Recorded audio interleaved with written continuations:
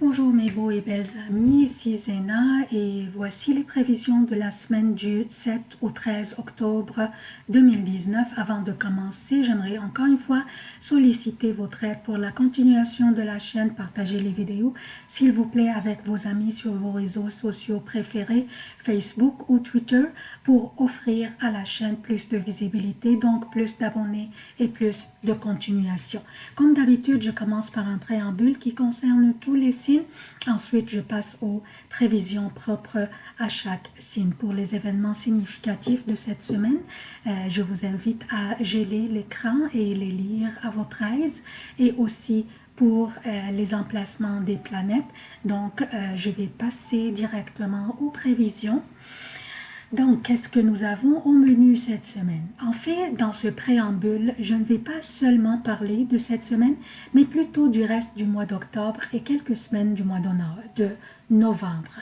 Nos relations seront au menu durant presque tout le mois et quelques semaines du mois de novembre.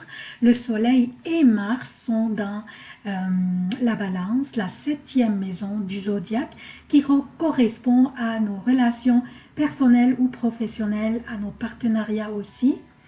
Et une pleine lune va avoir lieu dans le Bélier, la première maison du zodiaque, qui correspond à la personne elle-même. C'est le moi, c'est la personnalité du sujet, c'est le comportement immédiat de la personne vis-à-vis l'extérieur, vis-à-vis les autres, mais aussi c'est son apparence physique et sa vitalité. Donc, la Balance, la 7e maison, c'est les relations, les autres. Et la Balance, je veux dire où se trouve le Soleil. Et le Bélier, où la lune, la pleine lune va avoir lieu. Ça correspond au moi, à ma personnalité, comportement immédiat vis-à-vis les autres. Donc, moi et les autres. Donc, la focalisation ce mois-ci sera sur la personne elle-même, le moi vis-à-vis les autres. Qu'est-ce que cela signifie? Il y aura du travail à faire sur nos relations. Il y aura du travail à faire sur nous-mêmes aussi, envers nos relations. Alors, prenons une profonde respiration. Et n'ayez pas de soucis, les énergies cosmiques vont nous soutenir à travers ce travail sur nos relations. Dès le début de la semaine, nous avons Mars qui vient d'entrer dans la Balance pour joindre le Soleil, qui est déjà là, faisant des carrés avec tout ce qui se trouve dans le Capricorne, avec Saturne et Pluton, et le nœud sud qui doit être ici, mais qui n'apparaît pas dans ma carte du ciel. Donc, le Soleil fait ses carrés avec Saturne et Pluton, et le nœud sud dans le Capricorne. Et ces trois qui se trouvent ici, comme j'ai dit toujours, sont là pour nous aider à changer ce qui ne fonctionne plus dans notre vie et au bien, à tout le moins, le corriger. Nous avons aussi le carré entre Jupiter et Neptune dans les poissons, donc Jupiter qui est dans le Sagittaire et Neptune qui est dans les poissons, qui nous incite à voir les choses dans leur profondeur. Je parle de Neptune. Neptune nous incite à voir les choses dans leur profondeur et non pas dans la superficialité des choses. Durant l'automne, ce sont nos relations qui sont en vedette. Donc, Neptune va nous aider à voir plus clairement et Pluton va nous aider à apporter des transformations nécessaires dans notre vie. Nous avons aussi Mercure qui est dans le Scorpion, ce qui va intensifier nos communications et nos réflexions. Et Vénus le joindra mardi 8 octobre. Le Scorpion est l'exil de Vénus, by the way, juste pour vous laisser savoir. Ici, ma carte de ciel était pour l'avant-midi. C'est à peu près à partir de midi que Vénus devient dans le Scorpion. Donc, Vénus va entrer le 8 octobre dans son exil, le Scorpion. Le fait que c'est son exil à Vénus, donc elle ne sera pas confortable. Vénus veut être libre, enjouée, séductrice. Le Scorpion est dominateur, affirmé, perspicace, vigoureux, passionné et intense. Vénus, en embarquant dans le Scorpion, bien qu'elle n'est pas confortable, elle doit s'influencer par l'énergie de ce signe. Donc, encore là, nous allons nous poser des questions à propos de nos relations et même nos finances. Nous allons, nous allons nous demander, est-ce que cet aspect, certains aspects dans notre vie est vrai?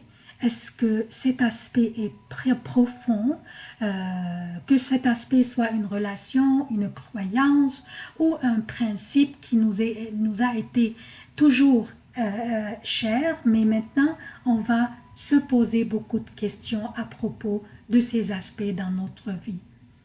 Comme j'ai dit, ces aspects pourraient être une relation aussi ou un principe. Nous allons chercher la passion dans notre vie. Nous allons chercher la profondeur dans nos relations.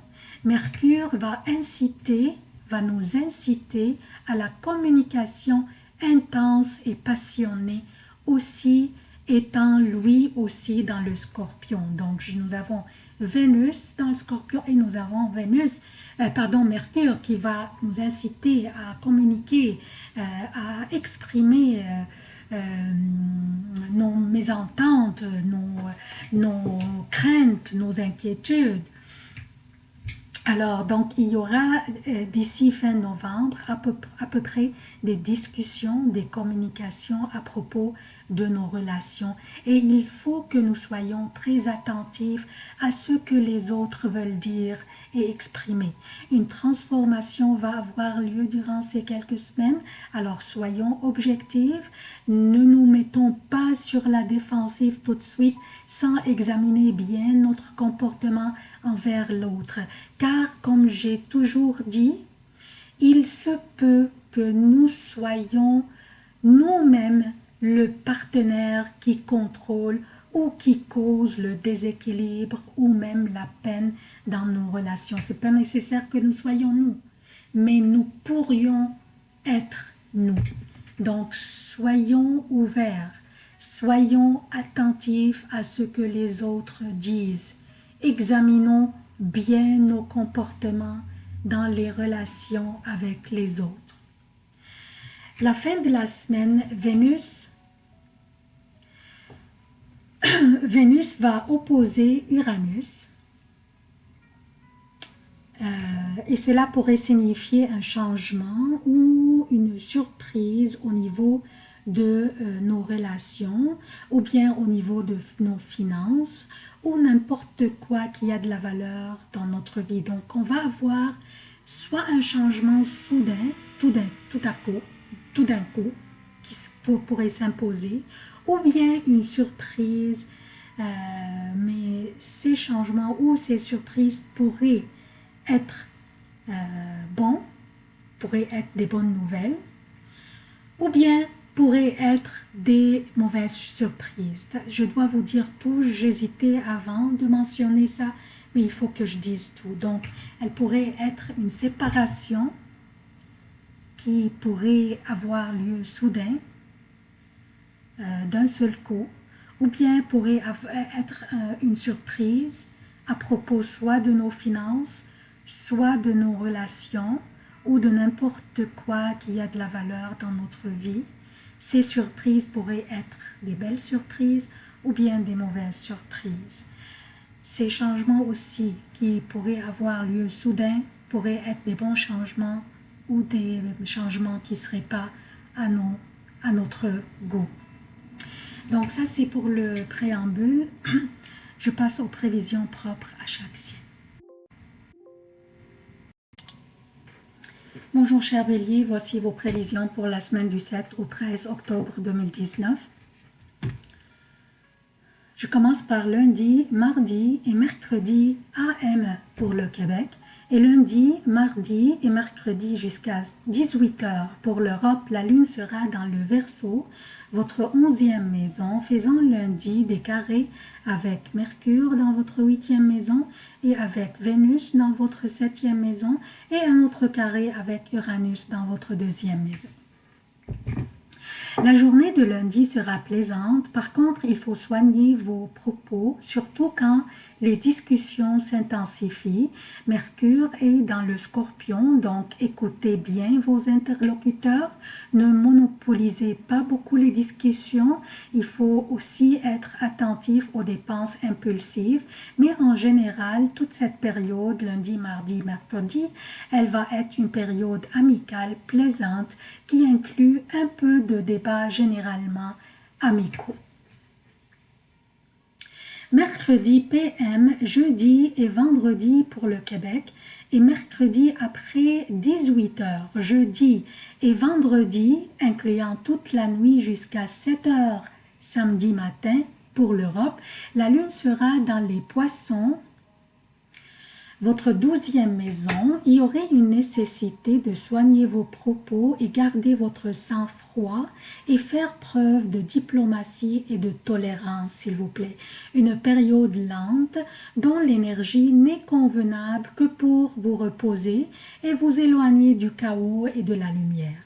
Au boulot, l'atmosphère serait moins stressante que chez vous, malheureusement, mais dans les deux cas, vous seriez mieux en évitant les confrontations et les commentaires vexants ou brusques et éviter la prise des décisions aussi, les décisions cruciales et attendez aux prochaines journées car elles seront fantastiques pour vous. Je parle de samedi et dimanche ainsi que lundi AM pour le Québec et samedi, dimanche ainsi que lundi jusqu'à 16h30 pour l'Europe. La lune sera dans le bélier dans votre signe à vous et une pleine lune aura lieu dans votre signe aussi. Elle va avoir lieu dimanche 13 octobre à 17h09 pour le Québec, 23h09 pour l'Europe. La pleine lune signifie la reconnaissance ou la terminaison d'une phase ou d'un projet ou de quelque chose sur laquelle vous auriez commencé à travailler depuis la dernière nouvelle lune qui avait lieu dans votre 7e maison. Avec cette pleine lune, qui est en plus dans votre signe, vous accomplirez soit les discussions, des discussions concernant un nouveau contrat, soit une nouvelle relation d'affaires, ou bien passer à une nouvelle étape dans une relation déjà existante, qu'elle soit une relation d'affaires ou une relation personnelle ou amoureuse. Donc, il y a de l'accomplissement à ce niveau avec cette pleine lune. Pour la nature du temps, durant cette période que la lune est dans votre signe, je pourrais vous dire, demandez et recevez, cher bélier. Votre charme et votre charisme feront tourner les têtes. Vous serez sous le feu de la rampe et la chance vous sourit et vous suit.